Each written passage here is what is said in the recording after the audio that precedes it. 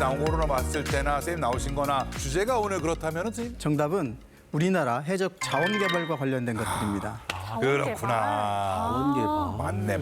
첫 번째 그림은 우리나라가 가지고 있는 최첨단 해저 탐사 연구선인 탐해 3호입니다. 탐해 3호는 전 세계를 누비면서 해저에 있는 석유와 가스를 탐사할 수 있는 약 6,800톤급의 연구선이고요. 그리고 두 번째, 여러분 대왕고래 프로젝트라고 들어보셨나요? 대왕고래. 몰라 처음 들어보는데. 최근 우리 정부가 계획하고 시행 중에 있는 동해 심해 가스 시추 사업의 프로젝트 명이 바로 대왕고래 프로젝트입니다. 그리고 세 번째, 검은 진주입니다. 그렇지. 한때 대한민국에서 검은 진주라고 불렸던 곳이 있었죠. 바로 대한민국 해양 자원 개발의 원조격인 제7광구 관련된 사안입니다. 실광주. 그만. 검은 진주. 노래를 안 들어봤는데 다 들어본 것 같아요. 그 노래. 아니 이 노래 그때 되게 유행했다니까요. 가수 정난이 선배님. 네, 수천 씨가 7광구를 잘 기억해 주셔서 너무나 감사드립니다. 하지만 많은 분들의 관심 속에서는 좀 멀리 떨어져 있는 주제이기도 한데요. 그런 7광구가 이번 통해 대왕고래 프로젝트와 함께 다시금 주목을 받고 있습니다. 왜냐하면 7광구를 중심으로 체결되어 있는 한국과 일본 간의 자원개발 협정이 최소 50년, 그러니까 2028년까지는 유지하는 데 합의를 했습니다. 하지만 한국과 일본 어느 한쪽이라도 협정을 종료할 것을 원할 경우에는 3년 전에 상대국에게 통보를 하면 2028년도에 협정이 종료되게 됩니다. 그 첫 번째 통보 시점이 바로 내년 6월 22일입니다. 어이구 얼마나 남았. 만약에 협정이 종료되면 7광구가 있는 이 동중국해는 무협정의 혼돈 상태로 돌입하게 되고요. 이를 둘러싼 한국과 중국, 일본의 첨예한 갈등이 예상이 되는 지역입니다. 그래서 오늘은 자원개발 그리고 해양 안보적으로도 큰 가치를 지니고 있는 7광구에 대해서 자세히 알아보고 주변 국가 갈등 속에서도 이를 어떻게 지켜나갈 것인가 우리 함께 얘기를 나눠보도록 하겠습니다. 네. 그러네요.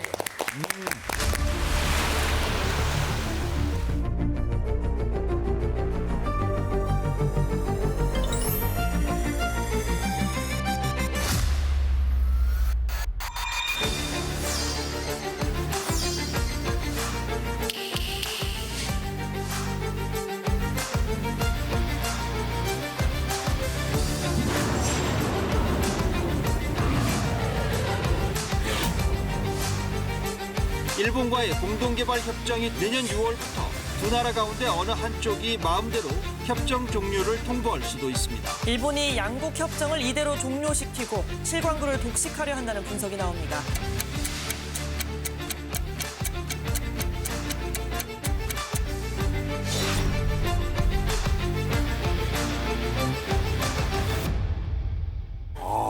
석천이 제7광구 노래를 부를 만했네. 되게 중요한 지역이군요. 아주 중요합니다. 이게 다시 이슈가 될 줄 몰랐어요. 그러니까 그냥 노래인 줄 알았지. 생각보다 오래된 곳이라고 불렀는데 이 자원 개발이 뭐 지금도 제대로 안 돼 있는 것 같은데 시간이 그렇게 오래 걸리는 건가요? 네, 맞습니다.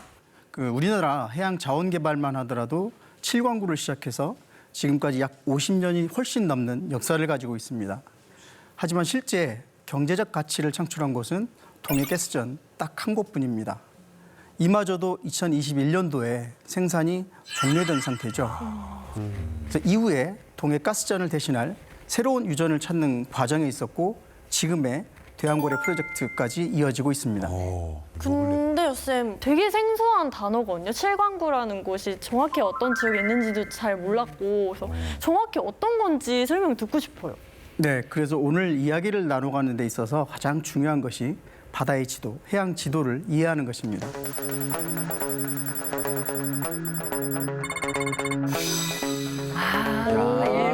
일광구부터. 이렇군요. 네, 대한민국은 동해, 서해, 남해로에서 크게 8개의 대륙군 광구로 이루어져 있습니다. 그리고 6-1, 6-2 광구에 걸쳐 한국과 일본의 북부 대륙군 경계선이 존재하고 있습니다.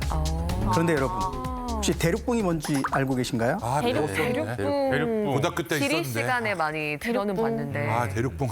알려주세요. 네, 대륙붕은 지질학적 측면에서는 해안에서부터 수심 200m까지 완만한 경사로 형성된 바다 밑에 해저를 말합니다. 그리고 대륙붕에는 우리가 잘 아시는 랍스터, 뭐 진주조개, 홍삼 같은 맛있어. 여러 가지의 정착성 어종도 이 부존을 하고 있고요. 또한 석유와 가스뿐만 아니라 금, 은, 니켈, 구리, 망간 등과 같은 야. 다양한 형태의 해양 광물 자원이 발견되기도 합니다. 이 대륙붕이라는 게 지금 그렇게 맛있는 것들이 잔뜩 나오고 이렇게 우리한테 이런 걸 양식을 주는 중요한 곳이라는 것까지는 처음 바닷가재도 들었습니다. 나오고. 그렇습니다. 그리고 광구라는 것은 이 대륙붕을 탐사하고 채굴할 수 있는 광업권이 설정된 일정한 구역을 얘기를 합니다. 우리나라에는 그런 대륙붕 광구가 8개 존재한다는 뜻이기도 합니다. 이 중에서 지금 현재 교양거래 프로젝트가 진행 중인 것은 바로 동해 제8광구와 6-1광구 북부에 걸친 지점입니다. 그리고 제주도 아래쪽에 한국과 일본이 대륙붕을 공동 개발하고자 하는 JDG라는 구역이 있습니다. 정확하게는 한일 양국에 인접한 대륙붕 남부구역 공동개발 협정입니다. 영어로는 Joint Development Zone이라고 해서 약자로는 JDG 혹은 JDZ라고 표현도 합니다. JSA 같은 그러니까 제이가 재팬이 아니라 조인트 같이 개발을 한다. JSA도 공동경비구역인 것처럼 같은 J인가 보네. 그리고 JDG의 면적은 우리 육지 면적이 약 80% 정도를 차지를 하죠. 갖다 놔도 진짜 넓은데 엄청 그만해 보이잖아 벌써. 쌤, 그 단도직입적으로 제가 또 여쭤보도록 하겠습니다. 이곳에 검은 진주, 이거 석유가 진짜로 있는지 그거 궁금하거든요. 그래. 얘기해 주시고 가시죠. 네, 솔직하게 말하면 지금 상황에선 저도 명확히 있다라고 얘기하기는 어렵습니다. 하하. 예를 들어서 2005년도에 발표된 우드로 윌슨 보고서에 따르면 동중국해 전체 대륙붕의 잠재적 석유 매장량에 대한 추정치는 최대 1,000억 배럴 정도에 달한다라고 평가를 한 바가 있습니다. 참고로 사우디아라비아가 약 2,617억 배럴, 그리고 캐나다는 약 1,700억 배럴, 쿠웨이트가 약 1,015억 배럴 정도의 검증된 석유 매장량을 보유를 하고 있습니다. 지금 뭐 쿠웨이트 뭐 이 정도가 보유하고 있는 어떤 석유량과 크게 차이가 나지 않는데 뭐 그 정도가 되면 우리나라가 산유구 메꾸면 가볍게 이룰 정도의 큰 양 아닙니까, 선생님? 그렇지. 아, 그렇죠. 만약에 1,000억 배럴이 천연가스라면 우리 국민이 최대 200년, 200년. 200년이요? 석유라면 최대 28년 정도를 쓸 수 있는 양입니다. 다만 저 추정치는 7광구에서 약 150km 떨어진 동중국해의 최중심부 시우 분지에 대한 내용이고 시추로 확인된 매장량으로 볼 수는 없습니다. 대부분의 법학자들과 정치 관계학자들이 이 보고서를 작성했기 때문에 자원평가 내용을 그대로 믿기에는 한계가 있습니다. 그러면은 보고서에서 말씀하신 그 시우분지라는 곳은 석유나 가스가 실제로 나오고 있다라는 말씀이신 거예요?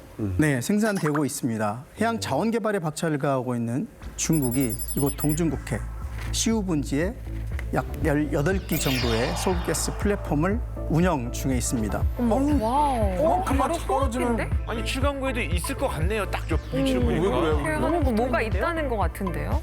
맞습니다. JDG에 인접해 있는 시우 분지의 매장량은 약 13억 7,200만 배럴 정도로 추정되고 있습니다.